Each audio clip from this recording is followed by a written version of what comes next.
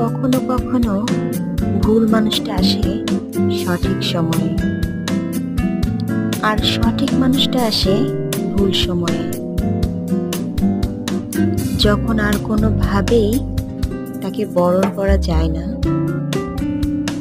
গ্রহণ করাও যায় না, কিন্তু ভীষণ দরকারি মানুষটার আদেশ চারপাশ ঘিরে থাকে।